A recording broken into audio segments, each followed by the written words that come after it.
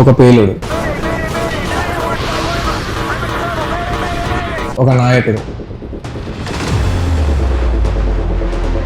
ఒక స్వాతంత్ర సమరయోధుడు, ఒక రహస్యం. అదే మన నేతాజీ సుభాష్ చంద్రబోస్ గారి ఆఖరి రోజు మిస్టరీ.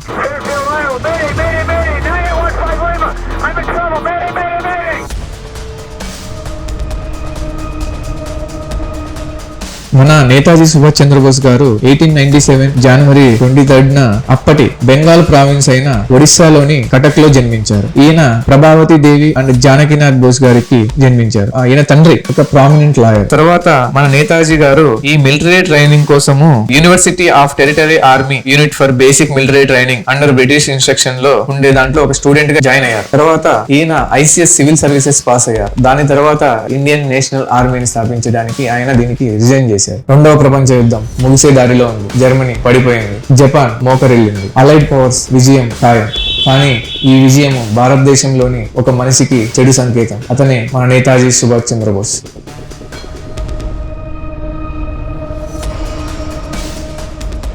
స్వాతంత్రం కోసం మన నేతాజీ సుభాష్ చంద్రబోస్ గారు నాజీ జర్మనీతో మాట్లాడారు అండ్ జపాన్ సహకారం తీసుకొని ఐఎన్ఏ ఇండియన్ నేషనల్ ఆర్మీని స్థాపించారు. ఈ విషయం తెలుసుకున్న బ్రిటిష్ ప్రభుత్వము ఆయనను ఎట్టి పరిస్థితుల్లో వదలకూడదని నిర్ణయించుకుంది. అందుకే ఈ అలైడ్ పవర్స్ విజయం సాధించేటప్పుడు మన నేతాజీ సుభాష్ చంద్రబోస్ గారిని కూడా పట్టుకోవాలని ఆలోచించింది. ఈ విషయం తెలుసుకున్న మన నేతాజీ సుభాష్ చంద్రబోస్ గారు ఆగస్ట్ 16 రాత్రి బ్యాంకాక్ ఆయన తన సహచరులను తన మిత్రులను పిలిచి, నేను ఈ పోరాటం ఇంకా కొనసాగించాలంటే ఇక్కడ నుండి ఒక రహస్యంగా ఒక సేఫ్ ప్లేస్ కి వెళ్ళాలని చెప్పి ఆయన పయనమయ్యారు. చివరికి ఒక రహస్య రూట్ మ్యాప్ రెడీ అయింది. ఆ రహస్య రూటే సైగాన్, దానా, తైపీ, మంచూరియా మీద సోవియట్ యూనియన్ వరకు ఈ రహస్య రూట్ విస్తరించింది. ఆగస్ట్ 17 నేతాజీ సుభాష్ చంద్రబోస్ గారు ఒక చిన్న బాంబర్ విమానంలో బయలుదేరారు. ఆ ఫ్లైట్ లో నేతాజీ సుభాష్ చంద్రబోస్ గారు పెట్రోల్ ట్యాంక్ పై ఉన్న సీటు మీద కూర్చున్నారు. ఇది సాధారణ యాత్ర కాదు, ఇది ఆయన జీవితంలో చివరి రోజు యాత్ర. 1945 ఆగస్ట్ 18 టైపీ ఏజ్ ట్రిప్. ఇక్కడ ఆ బాంబర్ విమానానికి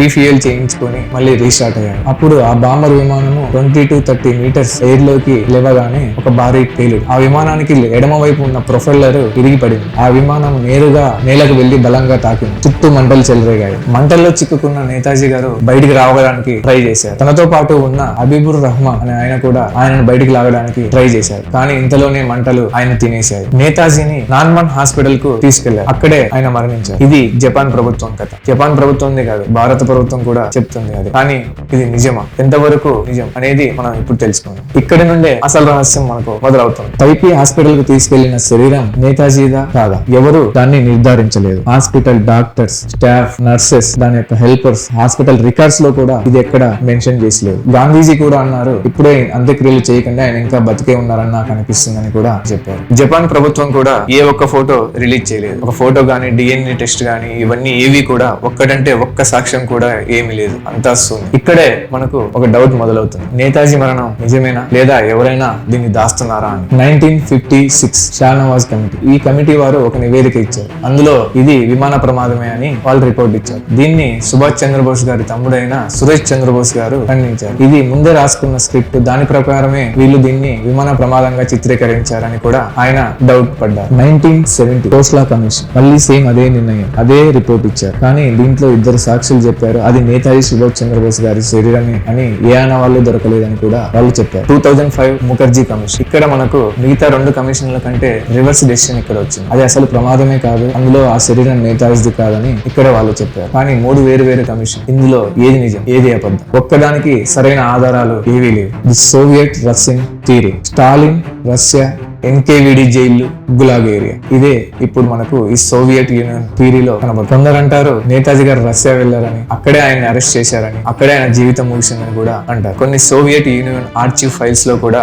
1945 లో ఒక ఇంపార్టెంట్ ఏషియన్ పొలిటీషియన్ ని పట్టుకున్నామని కూడా మెన్షన్ చేసి ఉంది. ఆ పర్సనే మన నేతాజీనా లేక ఇంకెవరైనా అని పలు అనుమానాలు కూడా ఇక్కడ ఉన్నాయి. కానీ దానికి ఏ సాక్ష్యాలు లేవు, ఒక అనుమానం తప్ప. The Gumnami Baba angle. ఇప్పుడు ఈ యాంగిల్ లో వచ్చిన వార్తల గురించి ఒకసారి చూద్దాం.